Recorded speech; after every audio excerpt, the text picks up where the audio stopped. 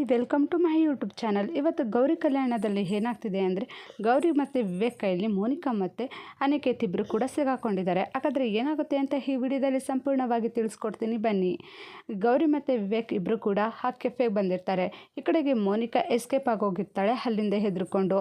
ಈ ಕಡೆಗೆ ಕೇಳ್ತಾ ಇರ್ತಾಳೆ ಗೌರಿ, ನೋಡಿ ವಿವೇಕ್ ಇವನೇ ಈ ಥರ ಮಾಡಿರೋದು ಅಂತ. ಅನಿಕೇತ್ಗೆ ಕಪಲ್ಗೆ ಹೊಡಿಕೆ ಹೋಗಿರ್ತಾಳೆ ಗೌರಿ. ಅಷ್ಟೊತ್ತಿಗೆ ವಿವೇಕ್ ತಡಿತಾನೆ, ಏನು ಮಾಡ್ತಿದ್ಯಾ ನೀನು ಅಂತ. ಏನು ಮಾಡ್ತಿದ್ದೀನಿ ಅಂದರೆ ಇವನು ನಿನ್ನ ದಿಕ್ಕನ್ನ ತಪ್ಪಿಸ್ತಿದ್ದಾನೆ, ಏನೇನೋ ಡ್ರಾಮಾ ಮಾಡ್ತಿದ್ದಾನೆ ಅಂತ. ಏನು ಡ್ರಾಮಾ ಮಾಡ್ತಿಲ್ಲ, ಒಂದು ನಿಮಿಷ ಸುಮ್ಮನೆ ಇರ್ತೀಯಾ? ನನ್ನ ತಮ್ಮಂದೇ ತಪ್ಪು ಅಂತ ಹೇಳ್ತಿದ್ಯಲ್ಲ, ಅವನು ಜೊತೆಲಿ ಹುಟ್ಟಿ ಈ ಥರ ಮಾಡ್ತಾನೆ, ಯಾವುದೇ ಕಾರಣಕ್ಕೂ ಮಾಡಲ್ಲ. ಇಲ್ಲಿಂದ ಹೇಗೆ ನಿಮ್ಮ ಅಕ್ಕ ಎಸ್ಕೇಪ್ ಆದ್ಲು, ನಿಮ್ಮ ಅಕ್ಕ ತಪ್ಪು ಮಾಡಿರೋದಕ್ಕೆ ತಾನೇ ಎಸ್ಕೇಪ್ ಆಗಿರೋದು ಅಂತ. ಅದಕ್ಕೆ ಅದನ್ನೇ ಅಡ್ವಾಂಟೇಜ್ ತೊಗೊತಾನೆ ಅನಿಕೇತ್ ತೊಗೊಂಡು ಹೇಳ್ತಾ ಇರ್ತಾನೆ, ಹೌದು ಅಣ್ಣ ಇವ್ರದ್ದೇ ಎಲ್ಲ, ದೊಡ್ಡಮ್ಮ ಮೊದಲೇ ಹೇಳಿಲ್ವಾ ಇವಳು ಬರ್ತಾಳೆ, ಆಮೇಲೆ ಅವ್ರ ಅಕ್ಕ ಬರ್ತಾಳೆ, ಅವ್ರ ತಂಗಿ ಬರ್ತಾಳೆ, ಈ ಮನೆಯೇ ಸಂಪೂರ್ಣವಾಗಿ ನಮ್ಮ ಮನೇಲೇ ಇರ್ತಾರೆ ಅಂತ. ಇದೇ ಥರ ಡ್ರಾಮಾ ಮಾಡ್ತಿದ್ದಾರೆ ಅಂತ ಕೂಡ ಹೇಳ್ತಾನೆ. ಅದಕ್ಕೆ ಹೌದು ಅಂತ ವಿವೇಕ್ ಕೂಡ ನಂಬ್ತಾ ಇರ್ತಾನೆ. ಗೌರಿ, ನಮ್ಮ ಅಕ್ಕನ ಬಗ್ಗೆ ತಪ್ಪಾಗಿ ಮಾತಾಡಬೇಡ, ನಮ್ಮ ಅಕ್ಕನ ನೀನೇ ಯಾಮಾರಿಸಿದ್ದು, ನಮ್ಮ ಅಕ್ಕನ್ನೆಲ್ಲ ನೀನೇ ಯಾಮಾರಿಸಿದ್ದು ಅಂತ ಬೈತಿರ್ತಾಳೆ. ಅವಾಗ ವಿವೇಕ್ ಕೂಡ ಗೌರಿಗೆ ಬೈತಾನೆ, ಸುಮ್ಮನೆ ಇರ್ತೀಯ ಒಂದು ನಿಮಿಷ, ಅವನು ಹೇಳೋದು ಸ್ವಲ್ಪ ಕೇಳೋಣ, ಎಲ್ಲ ನೀನೇ ಈ ಥರ ಮಾಡ್ತಿದ್ಯಲ್ಲ, ನಿಂದೇ ತಪ್ಪು ಅಂತ ನಾನು ಹೇಳೋಕ್ಕಾಗಲ್ಲ, ಒಂದು ನಿಮಿಷ ತಾಡು ಅಂತ ವಿವೇಕ್ ಅನಿಕೇತ್ನ ಕೇಳ್ತಾ ಇರ್ತಾನೆ. ಅನಿಕೇತ್ ಕೂಡ ಹೌದು ಅಣ್ಣ ಇವಳೇ ಯಾಮಾರಿಸಿದ್ದು, ಇವರೇ ಈ ಥರ ಮಾಡಿದ್ದು, ಇವಳೇ ಅಂದರೆ ಮೋನಿಕಾನೇ ನನ್ನ ಇಲ್ಲಿಗೆ ಕರೆದಿದ್ದು ಅಂತ ಹೇಳ್ತಿರ್ತಾನೆ.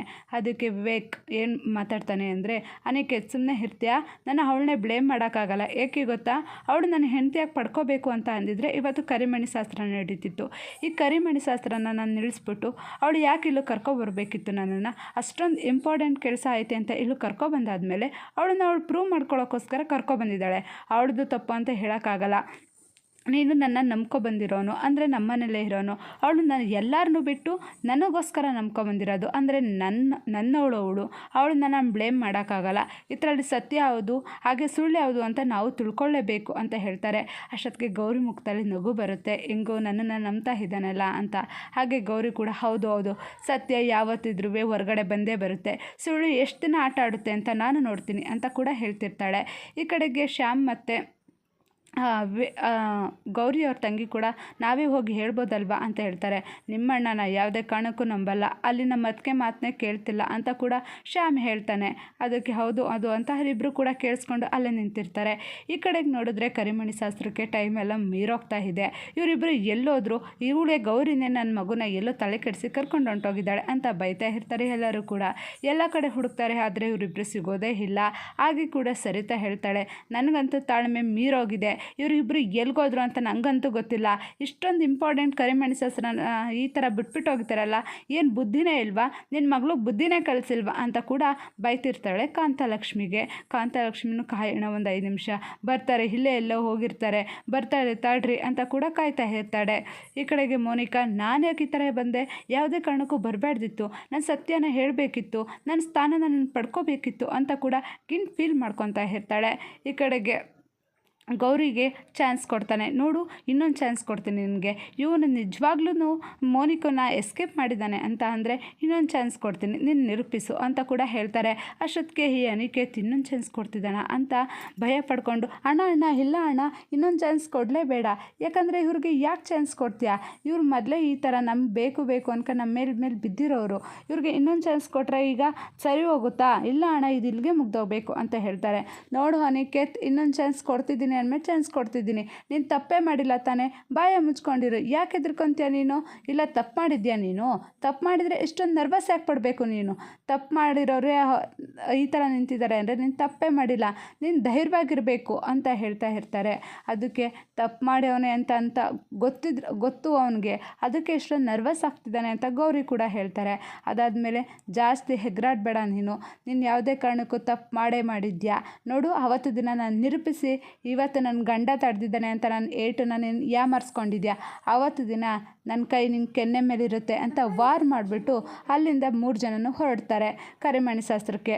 ಅವಾಗ ಸರಿತಾ ನೋಡಿದ್ರೆ, ಇಲ್ಲ ನಾನೀಗ ಹೊರಡ್ತಾ ಇದ್ದೀನಿ, ಬರಬೇಕು ಅಂದವ್ರು ನನ್ನ ಜೊತೆ ಬರ್ಬೋದು ಅಂತ ಹೇಳ್ತಾರೆ. ಅದಕ್ಕೆ ಅಷ್ಟೊತ್ತಿಗೆ ಕಾಂತಲಕ್ಷ್ಮಿ ಇನ್ನೊಂದು 5 ನಿಮಿಷ ಕಾಯಿರಿ ಅಂತ ಹೇಳ್ತಾರೆ. ಅಲ್ಲಿಗೆ ವಿವೇಕ್ ಎಲ್ಲರೂ ಕೂಡ ಬಂದೇ ಬಿಡ್ತಾರೆ. ಅವಾಗ ಗೌರಿನ ಮತ್ತು ವಿವೇಕನ ಪ್ರಶ್ನೆ ಮಾಡ್ತಿದ್ದಾರೆ ಎಲ್ಲರೂ, ಎಲ್ಲೋಗಿದ್ರಿ ನೀವು, ಇಷ್ಟೊಂದು ಇಂಪಾರ್ಟೆಂಟ್ ಶಾಸ್ತ್ರ ಬಿಟ್ಬಿಟ್ಟು ಹೋಗಿದ್ದೀರಲ್ಲ ಅಂತ ಕೂಡ. ಅದಕ್ಕೆ ಅವ್ರು ಹೇಳ್ತಾರೆ, ನೀನು ಹೇಳ್ತೀಯಾ ಇಲ್ಲ ನಾನು ಹೇಳಲ್ಲ, ಎಲ್ಲರೂ ಕೂಡ ನನ್ನೇ ಬ್ಲೇಮ್ ಮಾಡ್ತಿದ್ದಾರೆ ಅಂತ ಗೌರಿ ಹೇಳ್ತಾಳೆ.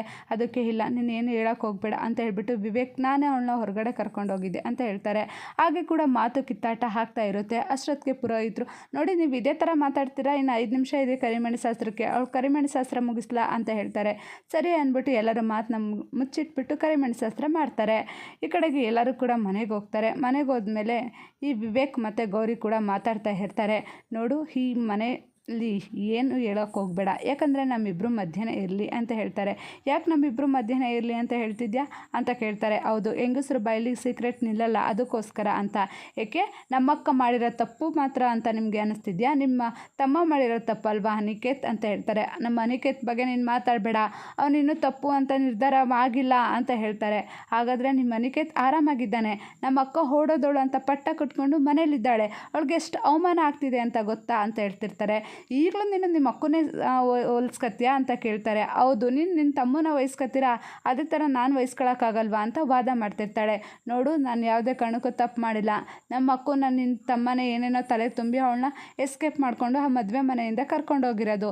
ತಪ್ಪು ನಾನು ನಿರ್ಧಾರ ಮಾಡೇ ಮಾಡ್ತೀನಿ, ನೀವು ತಲೆ ಕೆಡಿಸ್ಕೋಬೇಡಿ, ನೀನು ಮತ್ತು ನಿನ್ನ ತಮ್ಮ ಇಬ್ಬರು ಕೂಡ ನೀರು ಕುಡಿಯೋಕ್ಕೆ ಸ್ಟಾರ್ಟ್ ಮಾಡಿ ಅಂತ ಹೇಳ್ತಾರೆ. ಈ ಕಡೆಗೆ ಮೋನಿಕಾ ಮತ್ತು ಅವ್ರ ತಂಗಿ ಅಂದರೆ ಗೌರಿ ಅವ್ರ ಲಾಸ್ಟ್ ತಂಗಿ ಕೂಡ ಮನೆಗೆ ಬಂದಿರಲ್ಲ. ಅದಕ್ಕೋಸ್ಕರ ಅವ್ರ ಅಪ್ಪ ಅಮ್ಮ ಇವ್ರು ಎಲ್ಲಿಗೋದ್ರು, ನನಗಂತೂ ಯಾವ ಥರ ಆಗ್ತಿದೆ ಗೊತ್ತಾ ಅಂತ ಬೈತಾ ಇರ್ತಾರೆ. ಅವ್ರ ಅಪ್ಪನೂ ಕೂಡ ನೋಡು ನಿನ್ನ ಹೆಣ್ಮಕ್ಳಿಗೆ ಸರಿಯಾಗಿ ಬುದ್ಧಿ ಕಲಿಸ್ತಿಲ್ಲ ನೀನು ಅಂತ ಕೂಡ ಬೈತಿರ್ತಾರೆ.